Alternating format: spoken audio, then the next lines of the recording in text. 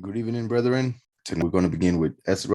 All right, so let's begin with Ezra Aleph. As you can see here in the Hebrew on the right side, the beginning of the name is Azar or Ezer, which is help.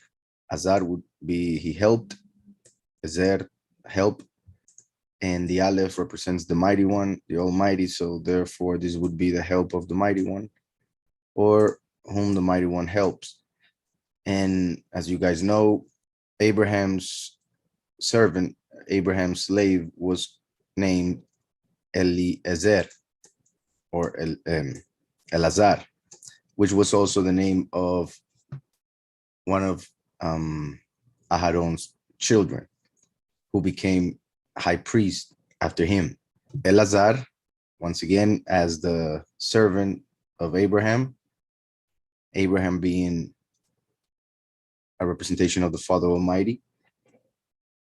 Then Elazar, the one who became the high priest and was the priest while the successor of Moshe was ruling over Israel, Yahushua ben Nun, who represents the last.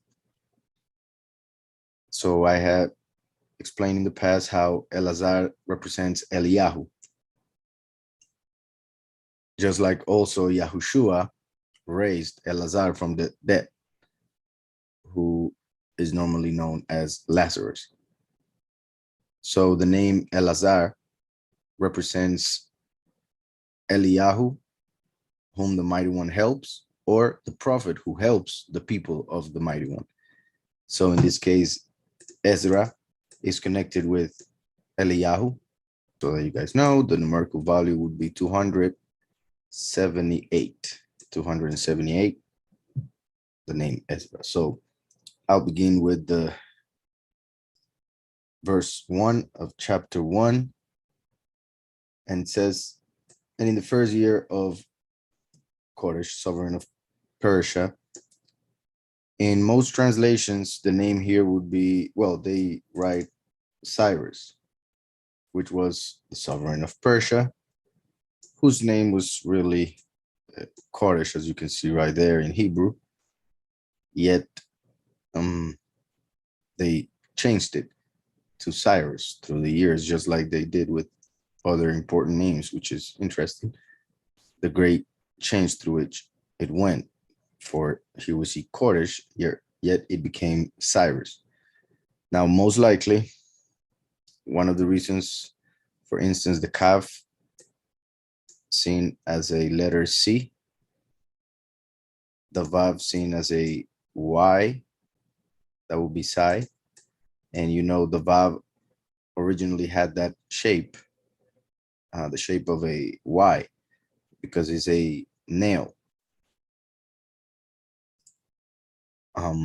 The Resh, which is in both Koresh and Cyrus, and the Shin, which has the sound of SH, but also they give it the sound of the S. So in that case, that may be the reason why it went from Koresh to Cyrus. But anyways, just in case you guys see it on the other translation, but since we've been using this one right here, this is the name that appears. So, and in the first year of Koresh, sovereign of Persia, that the word of Yahweh by the mouth of Yimyah might be accomplished, Yahweh stirred up the spirit of Koresh, sovereign of Persia, to proclaim throughout all his reign, and also in writing, saying. So, one thing here, some people give, well, the reason for this, that it says by the mouth of Yimyah, the prophet Yimyahu. There are some people who believe that there is a part of the book of Yirmiyahu that refers to the coming of Koresh. But most people believe that is referring to Yeshayahu instead of Yirmiyahu, because Yeshayahu prophesied of the coming of Koresh, with name and everything, hundreds, many years before Mashiach, before Koresh appeared. And since, for instance, what they call the Old Testament is composed of the Torah, the prophets, and the writings, normally the books of the prophets, which are several, would be called by one of the main prophets. So sometimes they would say Yeshayahu or Yirmiyahu to refer to all of the prophets, to refer to that part of the Tanakh, that of the Nevi'im, the prophets. So some believe that, in fact, Yirmiyah did prophesy of the coming of Cyrus, the Persian king, but most believe that the prophet mentioned here is referring to a name that has to do with all of the prophets, the books of the prophets, and in the sense of what spiritually we would receive through the meanings of the names. We know that there are reasons why Yahweh uses one name and not the other. For instance, if it would have said by the mouth of the prophets, it would still be right, but the meaning of the name wouldn't be there. If it were written Yeshayahu, the meaning would be different. But it says Yirmiyahu, so it will have a specific meaning that will go together with everything that these names in this chapter mean when we see that at the end of the chapter. So there are several reasons why the name Yirmiyah would be there. Also, it's interesting that in Yirmiyah chapter 25, verse 11, we read, "And all this land shall be a ruin and a waste, and these nations shall serve the sovereign of Babel 70 years. So Yirmiyahu here prophesied that Israel would be under the rule of Babel for 70 years. Those 70 years were fulfilled when the Persian king entered Babylon and conquered it.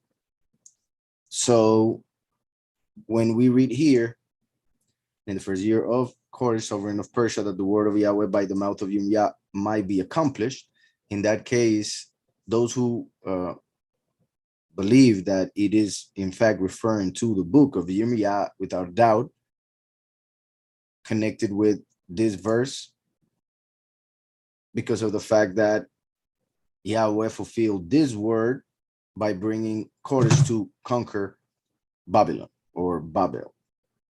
So this would be the word given by the prophet Yirmiyah that was fulfilled when the Persian Empire conquered Babylon. And all this land shall be a ruin and a waste, and this nation shall serve the sovereign of Babel 70 years. So those 70 years were fulfilled, and the Persian king entered and conquered Babel. So this was fulfilled by the mouth of Yirmiyah, that the word of Yahweh by the mouth of Yirmiyah might be accomplished.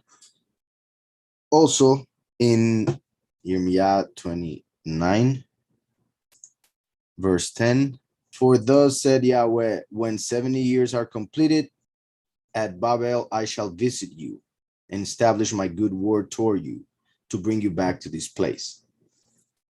So in the book of Yirmiyah, Yahweh told us that we would only last 70 years in Babylon. So when the Persian king entered and conquered it, it was fulfilled what Yirmiyah said regarding only 70 years being there in Babylon. When 70 years are completed, at Babel I shall visit you. This is interesting because this shall visit you is a term that is also used when Yahweh, what's happening?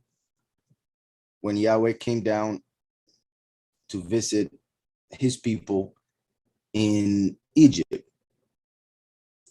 So it refers or connects with the Exodus. So as I was saying, this term right here, shall visit you, connects with the Exodus. So the coming out of Babylon would connect with the second Exodus. For the Almighty, through using these words and all the things that he does through the prophets, shows us a connection between coming out of Egypt and coming out of Babel. In fact, not long ago, I heard a preacher call the coming out of Babylon the second Exodus. So that was interesting because, as you guys know, we normally call the second Exodus what is about to happen in the end times, when Yahweh will gather all his people, his true people, and take them to the promised land. Well, first to the prepared place for 1,260 days while the last plagues happen on this earth.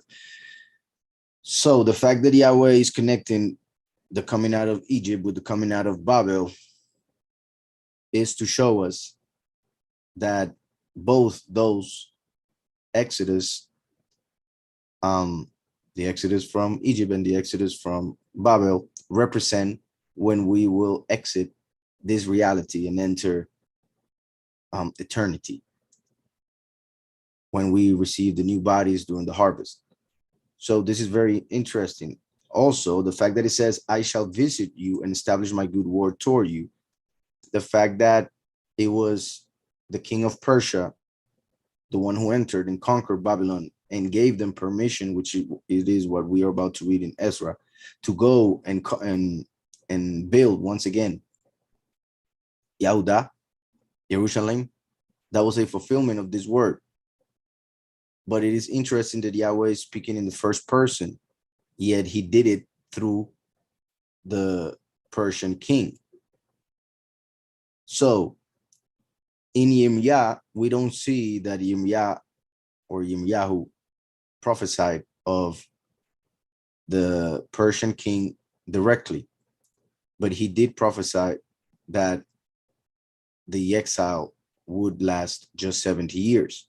So when the 70 years came and the end of Babel came, that was a fulfillment of the word of Yirmiyah, without a doubt.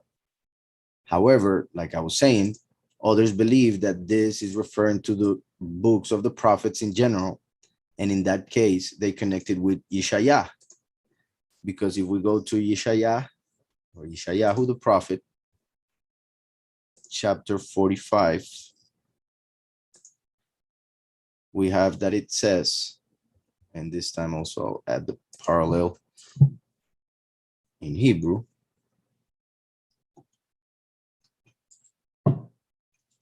It says, thus said Yahweh to his anointed. It is interesting that in this case, they wrote anointed in the translation because they normally would write Mashiach.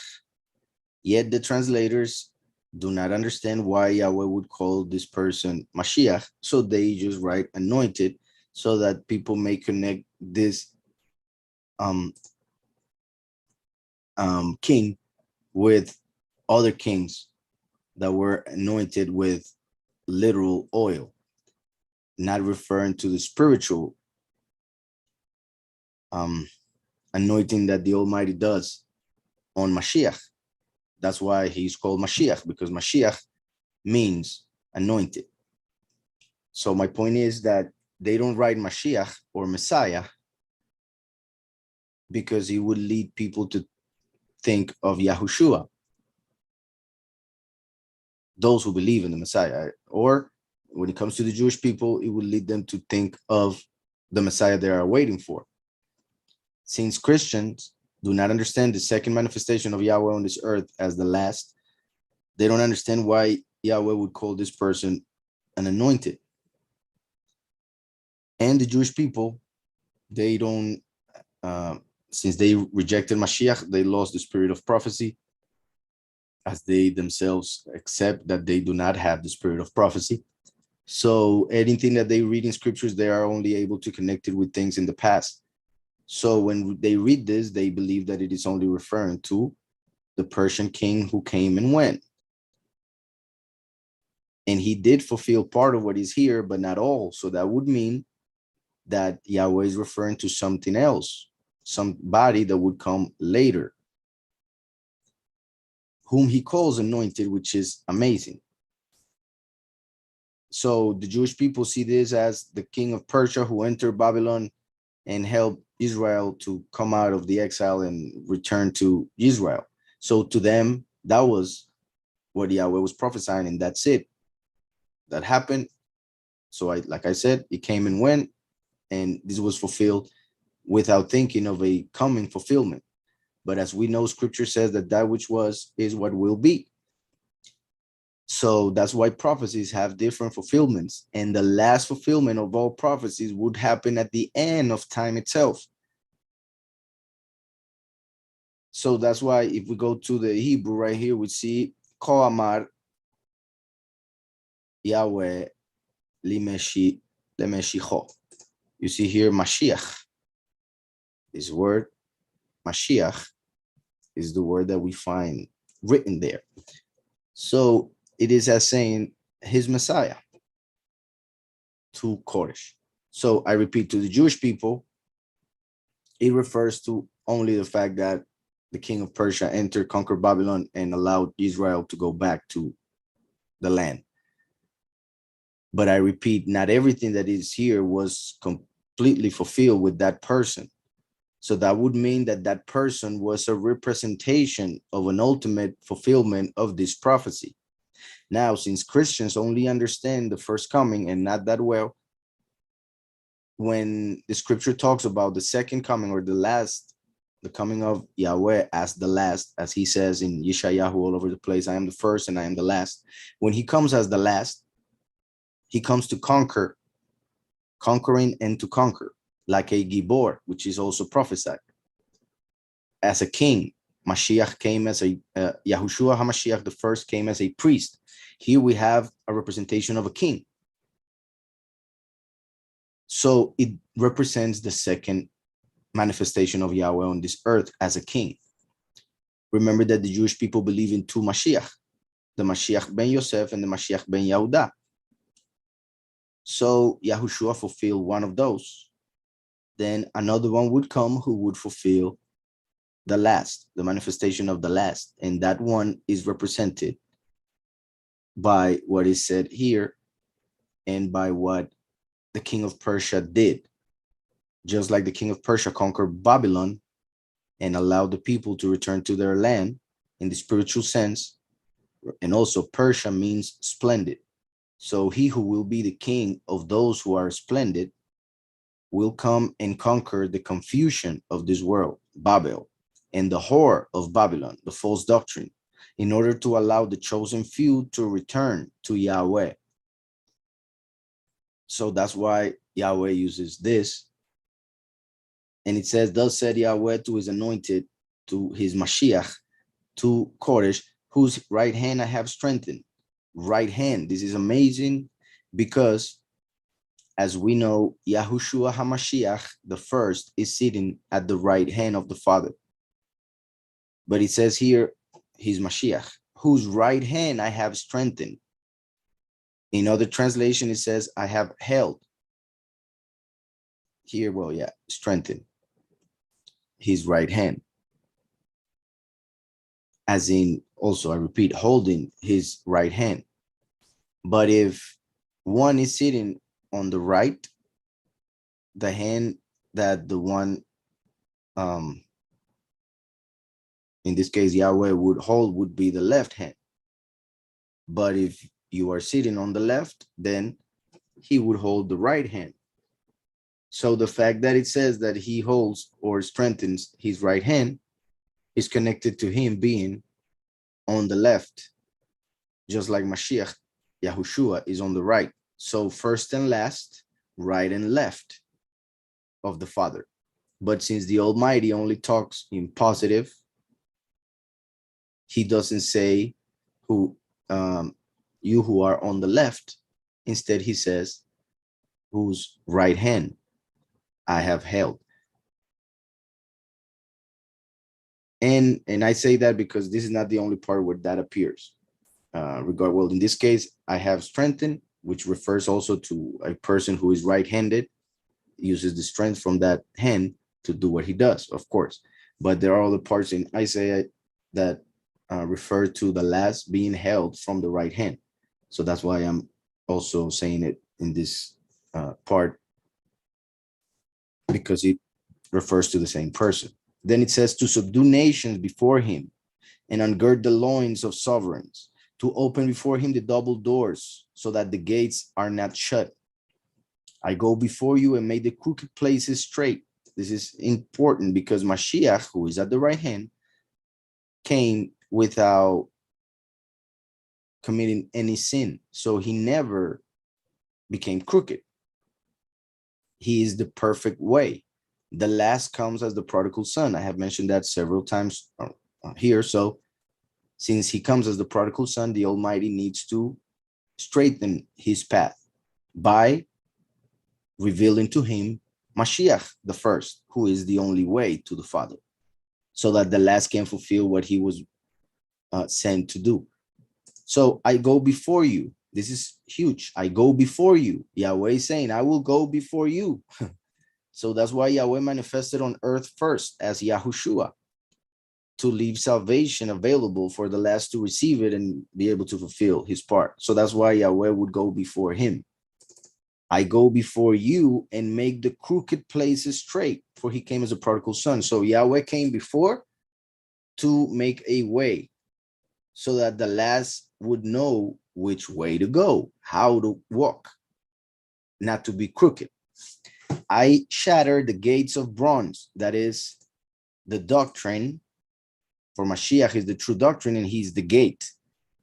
But bronze refers to Greece, the Greek Empire.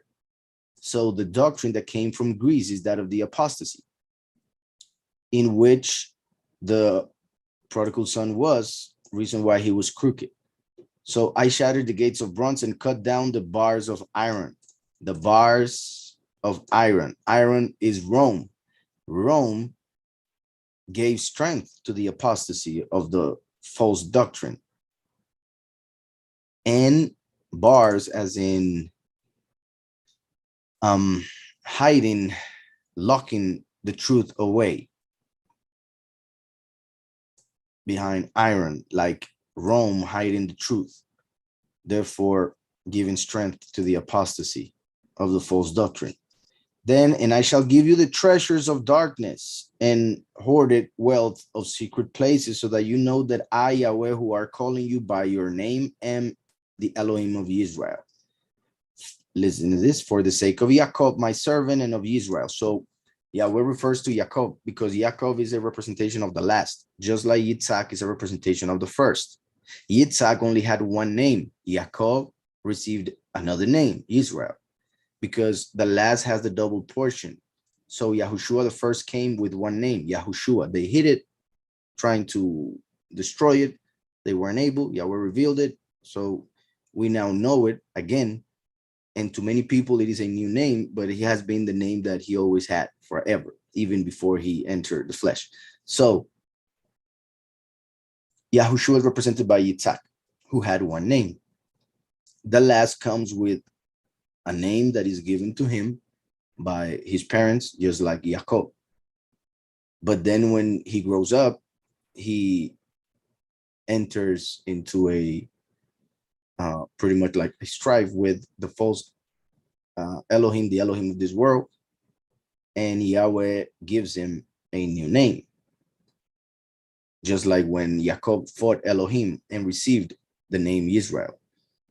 So the last comes with one name and then receives another. And that's why Yahweh makes reference to Jacob and Israel in this verse. And he even confirms it by what he says later.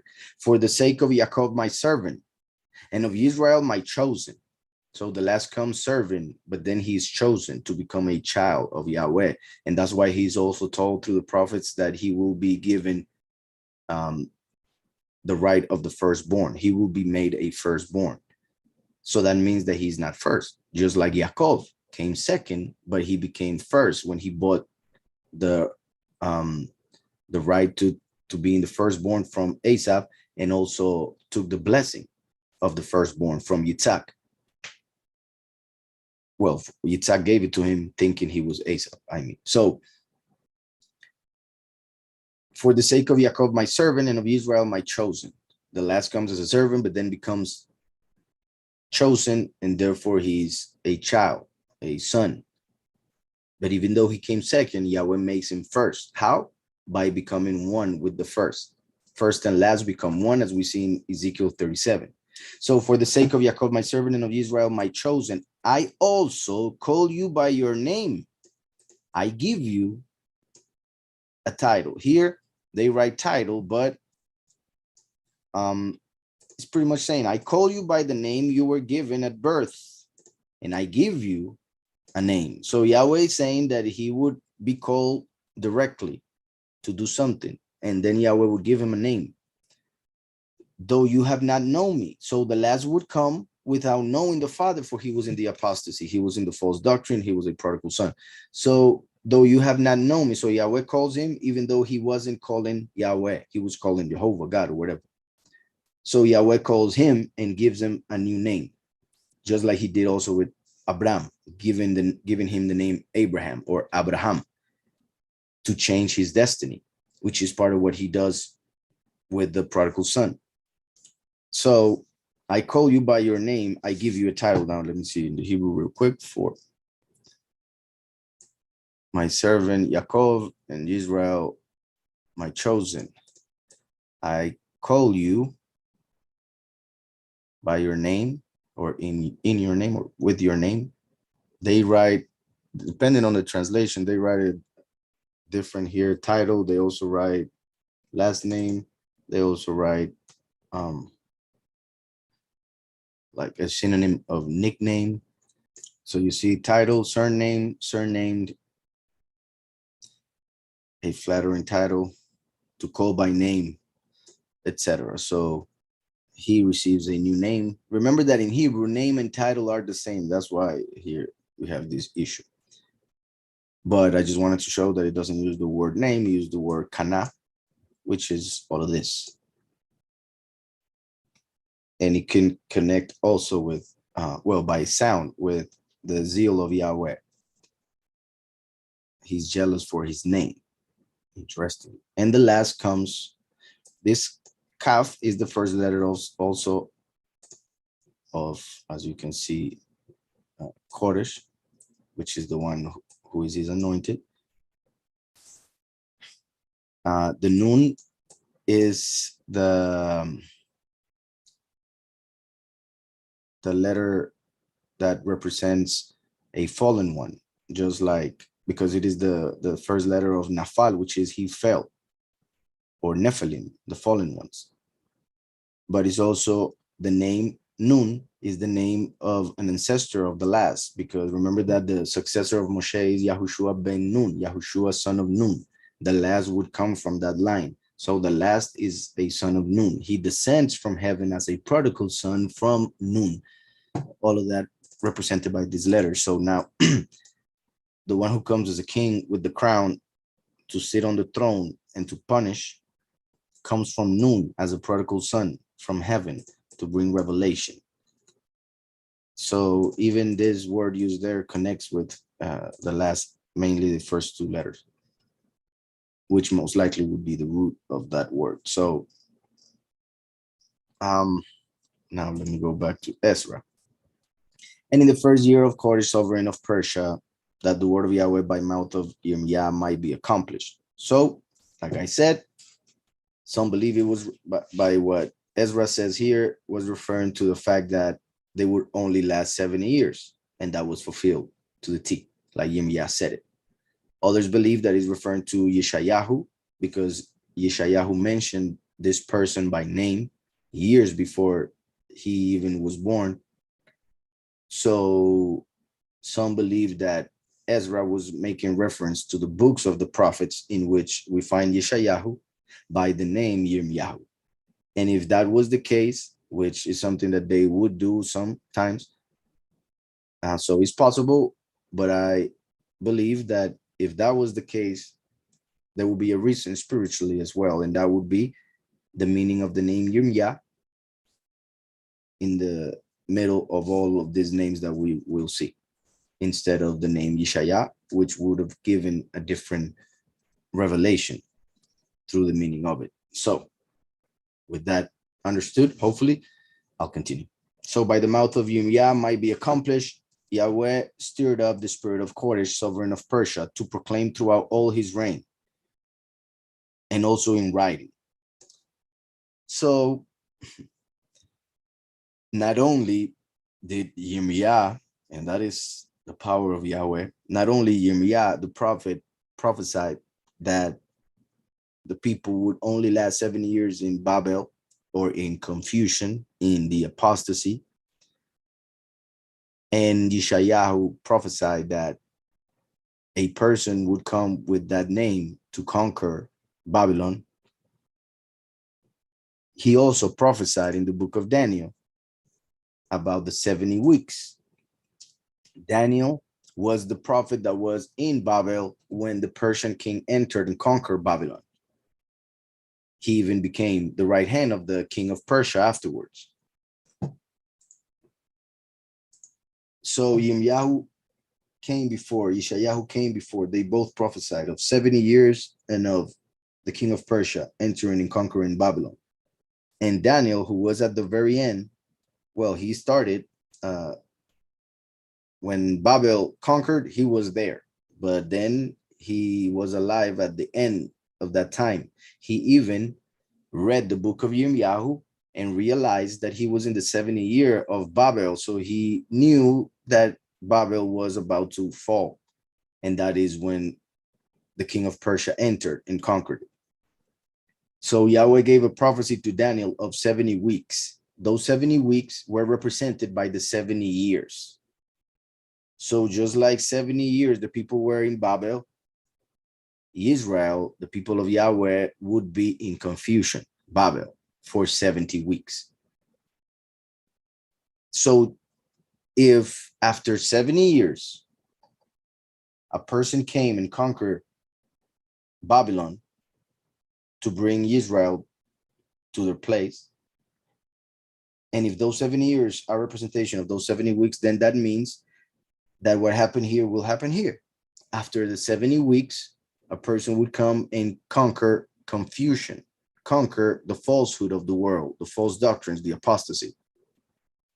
And afterwards, through it, be able to bring the people of Yahweh to him and then to their land. So what happened there will happen now. That's why there's a connection of the 70 weeks with the 70 years, because of the meaning of Babel and the meaning of, well, each of those names. So in Daniel 9, we see that it says, and even we can see that they were already in the time of the new kingdom. After the Persians conquered, that's when Daniel wrote about it. The Persians and the Medes. So it says, so that means that after the 70 years happened, after the 70 years were completed, Yahweh revealed to Daniel that there would be 70 weeks. 70 weeks are decreed for your people and for your set apart city, to put an end to the transgression and to seal up sins and to cover crookedness, and to bring in everlasting righteousness and to seal up vision and prophet, and to anoint the most set apart. Look how it says 70 to anoint the most set apart. Yet we see that Mashiach comes after 7 and 62, meaning he comes after 69 weeks. So even though Mashiach came, died, and resurrected, he has not been anointed as the most set apart yet, because that would happen at the end of 70. I hope that's understood. So it says, and to seal up vision and prophet, and to anoint the most set apart. Know then and understand from the going forth of the command to restore and build Jerusalem. This that we are reading in Ezra, right here, is the first command to restore and build Jerusalem. So in a way, this is also being fulfilled, or is also fulfilling what Daniel said. So in the first year of Koresh, sovereign of Persia, that the word of Yahweh by mouth of Yirmiyahu, Yeshayahu, and Daniel might be accomplished. Yahweh stirred up the spirit of Koresh, sovereign of Persia, to proclaim throughout all his reign and also in writing. So we see that he's about to write the command to go and restore Jerusalem. So that's why I say that we could also put there the name Daniel, because he was the one who prophesied that this would happen. So it says, no, then understand from the going forth of the command to restore and build Jerusalem until Mashiach Nagid, Messiah the Prince, is 7 weeks and 62 weeks. So 69, because there were 7 weeks first for the temple to be rebuilt. And then 62 weeks from the temple being built till Mashiach would appear. It shall be built again with streets and a trench, but in times of affliction, as we read in the book of Nehemiah already. It was affliction. They were not allowing Nehemiah to build, and that's why it took so long for them to start, and they needed other commands from other kings after Koresh or Cyrus. And after the 62 weeks, Mashiach shall be cut off. So that was prophesied. That was prophesying that Mashiach would be killed. They had it, and they still killed them. After the 62 weeks, Mashiach shall be cut off and have not. And the people of a coming prince, and the people of a coming prince, this prince in Hebrew is the same as this.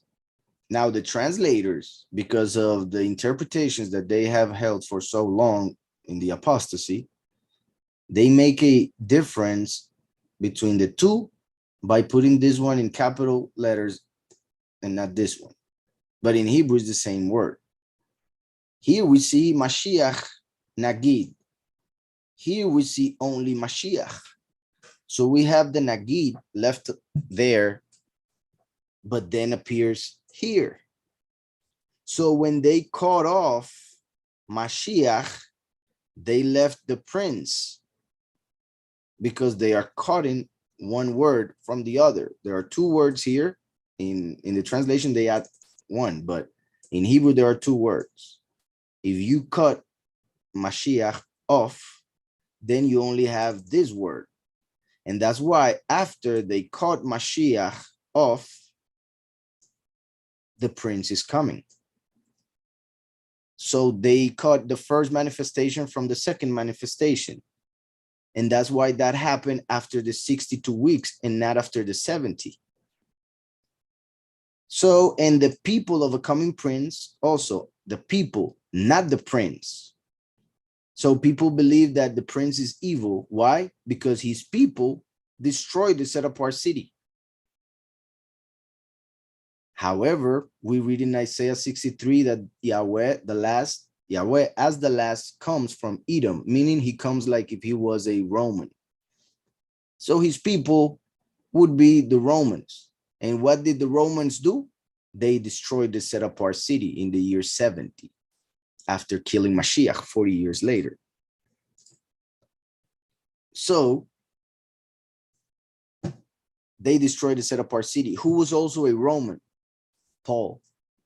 Just like Peter is a representation of the first, Paul is a representation of the last.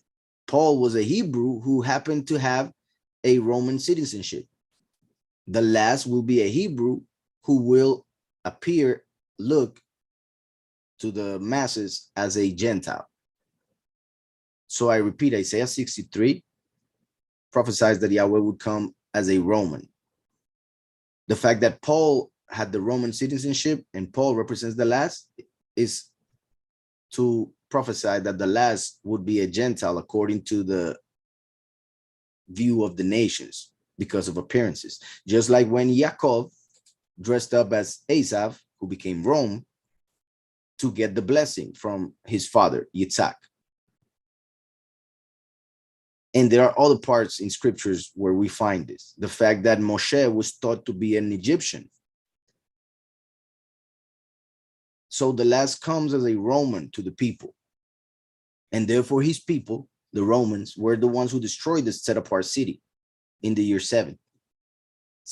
So, and the people of a coming prince shall destroy the city and the set-apart place. And the end of it is with a flood, and wastes are decreed, and fighting until the end. And he, who is he? The prince, shall confirm.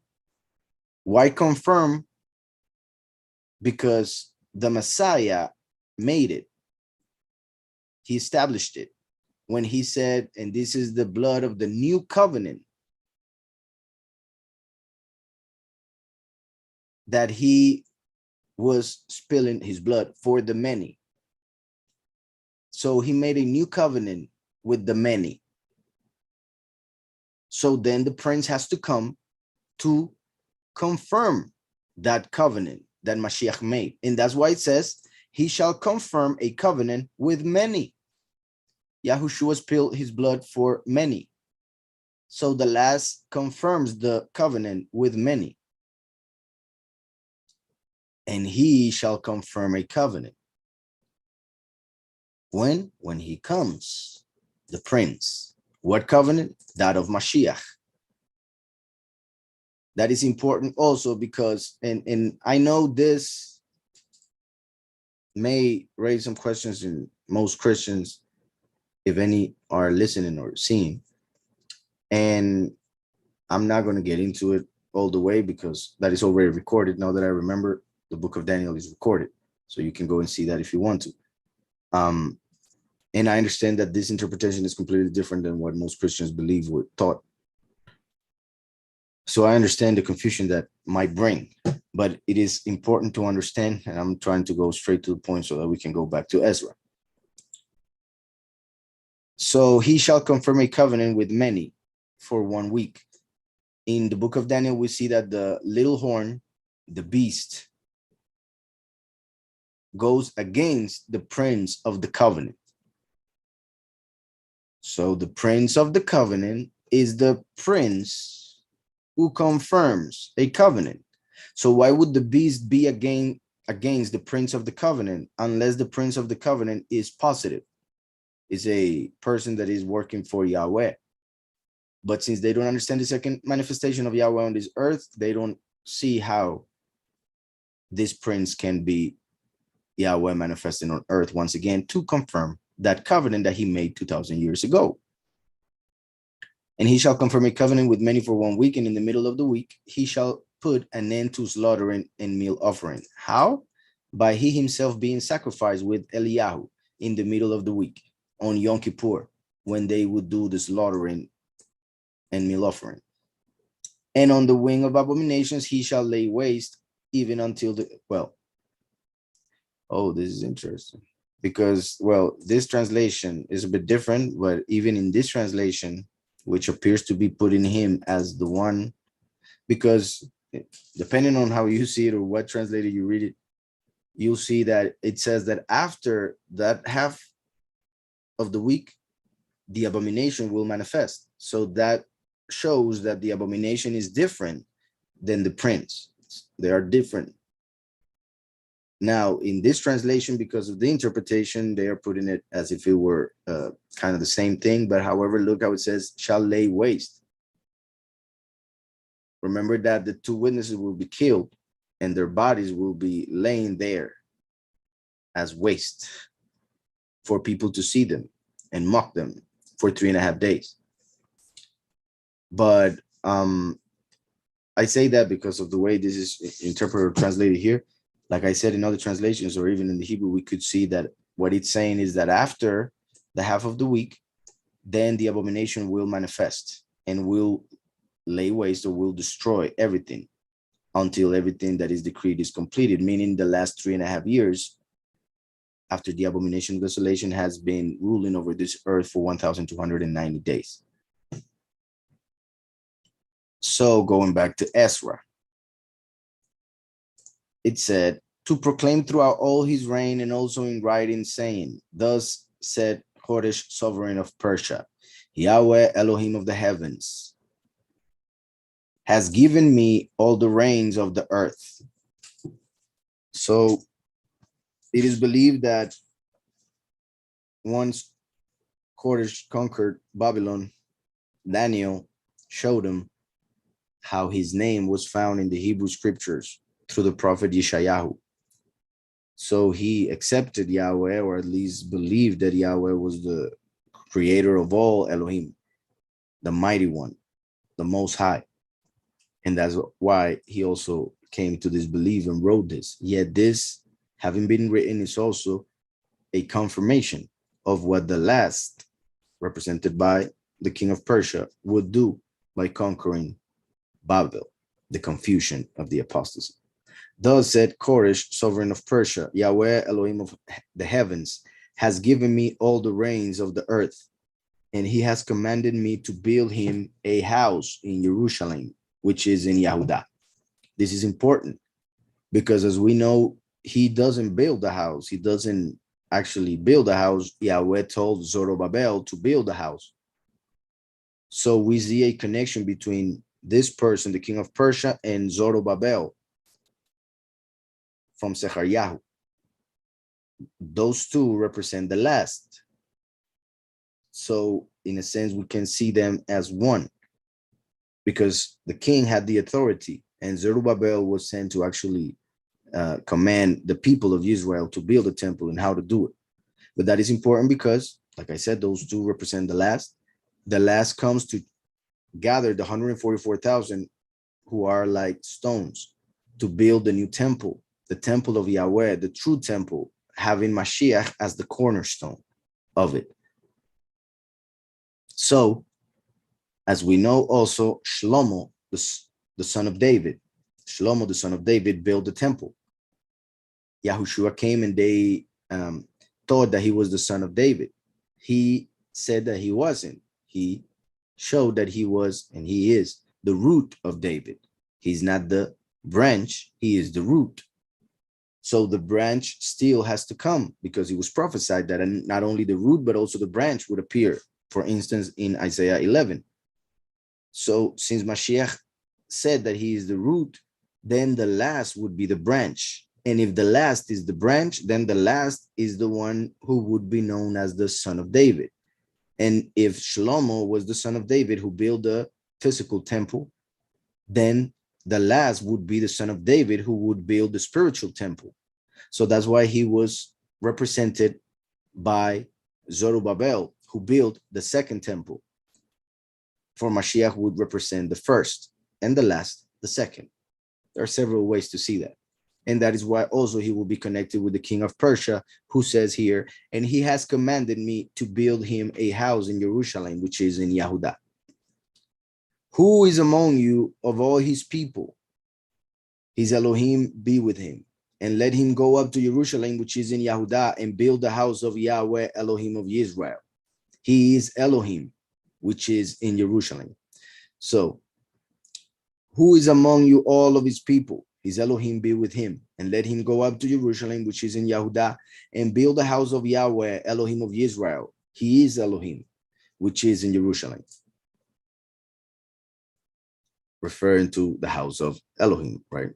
And whoever is left from all the places where he, meaning the people, those who are listening, sojourns, let the man of his place help him with silver and gold. Let the man of his place help him with silver and gold, with goods and livestock, besides the voluntary offerings for the house of Elohim, which is in Jerusalem. And the heads of the fathers' houses of Yehudah and Benjamin, and the priests and the Levites, with all those whose spirits Elohim had stirred, rose up to go up and build the house of Yahweh, which is in Jerusalem.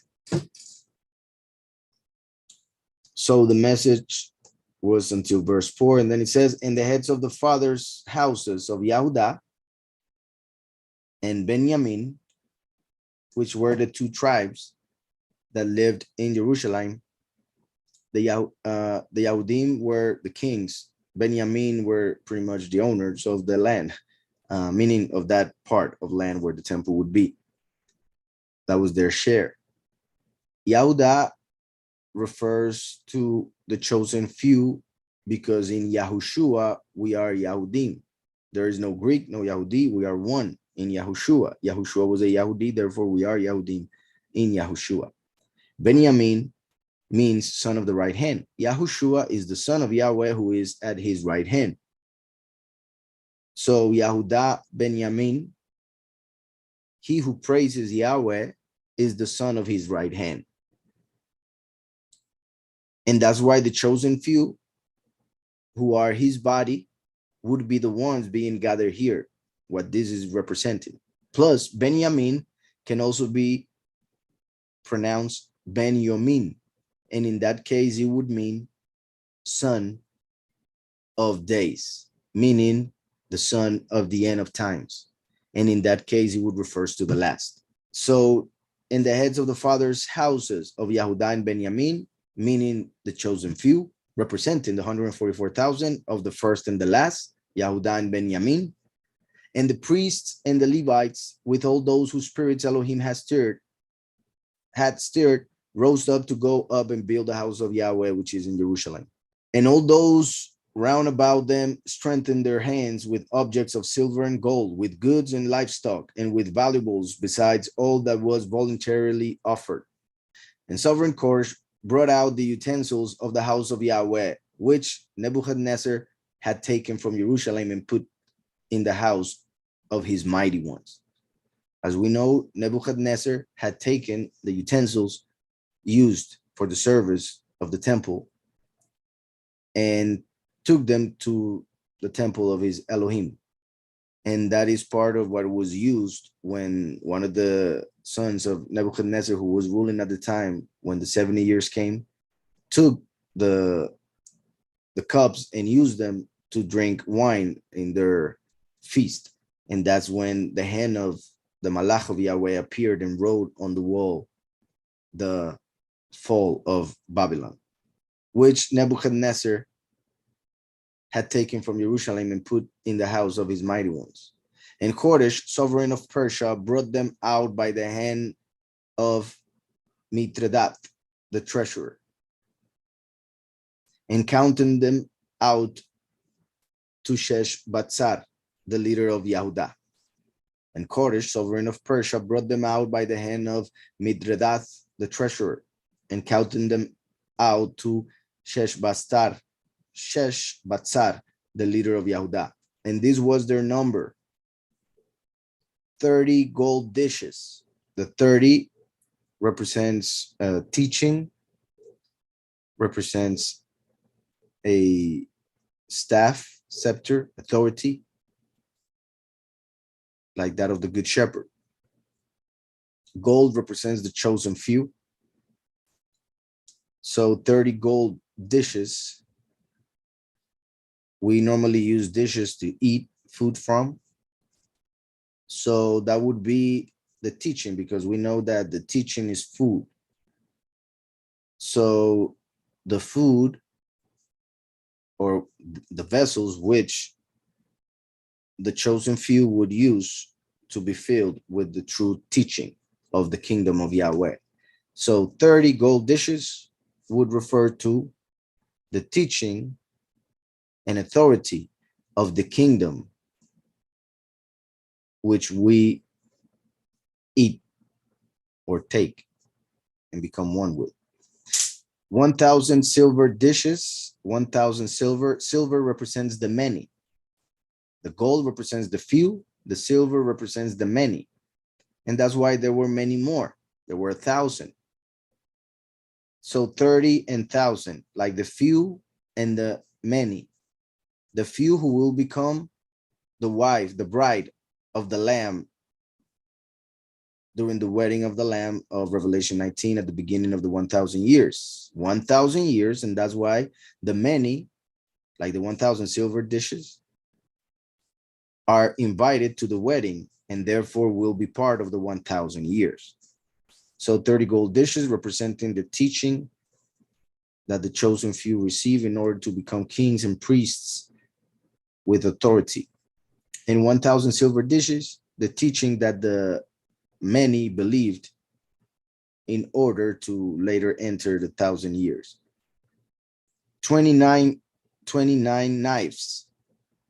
29, because of the letters that we could use to make that numerical value, would be Kaf and Tet. Kaf and Tet, which would be the hand and a serpent.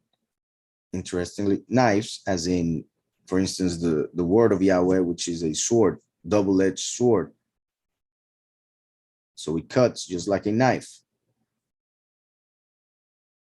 And it cuts the enemy, for instance, who is a serpent, like the number 9. And the 20 would be the punishment. So the 20, the hand holding the knife to kill the serpent. So, and like I said, the calf is the 20, and the 20, or the calf is a hen, the last is the hen, is a throne and a crown. The last comes as a king to sit on the throne, or be the throne itself, where Yahweh and the Lamb sit. So the 20 will refer to the last, who comes as a king, for the serpent to cut it with the word. Or we could also say as a serpent, because he comes as a thief in the night, and people will believe he is an evil person, a serpent, an antichrist, a false prophet, etc.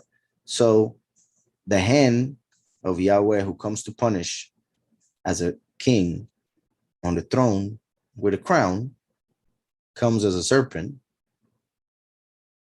with the word of Yahweh. 29 knives. And well, just the 29, the hand that holds the serpent. And the knives connected with the word of Yahweh, who is the authority, or who gives us the authority to be able to bind the serpent. 30 gold basins. 30 gold basins. We already know the 30 gold, representing the few, the teaching of the few, the authority. And the basins, which it would be like a couple of the dishes. I mean, meaning the other part missing for these 30 gold dishes. Then we have the 30 gold basins. 30 and 30, we have 60, which is the circle, as in the circle of the earth, over which the few will receive authority as priests and kings, and they will support the earth, like the 60 also represents. There will be vessels of blessing, or basins of blessing, that will be filled with the ruach of gold, the kingdom of Yahweh. Next, 410 silver basins. So just like there were 30 and 1,000, here we have 30 and 400. 400, like the many who are on the four corners of the earth, who were 400 years in slavery.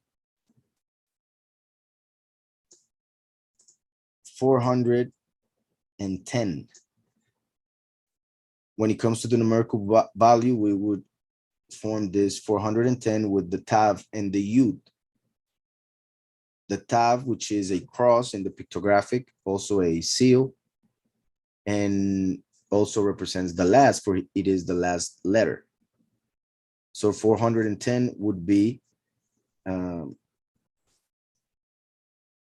last who comes to seal with the hand, holding the 10 commandments.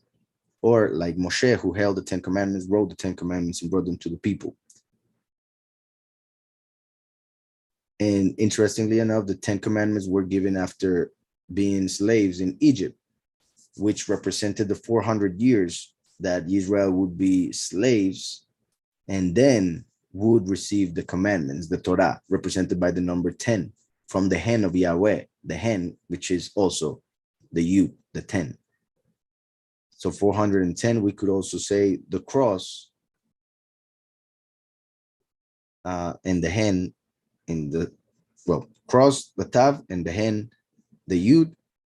And as we know, also the Yud in pictographic is, it has the arm. Yahushua is the arm who was nailed to the cross.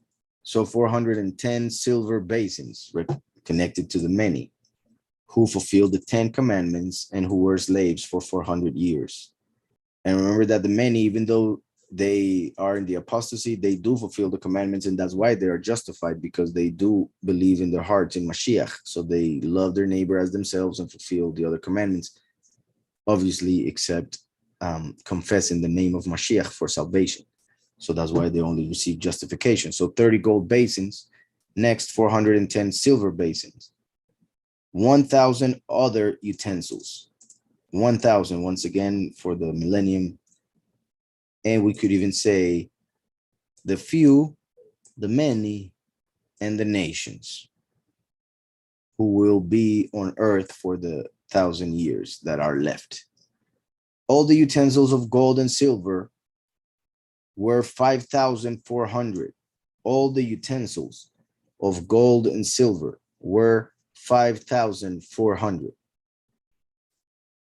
The 400, I already mentioned the connection with the years in slavery, the four corners of the earth, the four letters in the name Yahweh, who is in heaven, represented by the 100. All the utensils of gold and silver were 5,400. Sheshbazzar took all of them with the exiles who were brought from Babel to Jerusalem. And remember that just like the few, as we see in Revelation, are the temple, the many are the utensils within the temple. So here it would be connected, for instance, where it said here, to those who were of Yehudah and Benjamin, those will represent the few. Those who worship Yahweh and who are in the end times. And here would refer to the many who will be taken to the wedding of the Lamb and then be part of the 1,000 years. So Sheshbazzar took all of them with the exiles who were brought from Babel to Jerusalem. And that's how that chapter ends.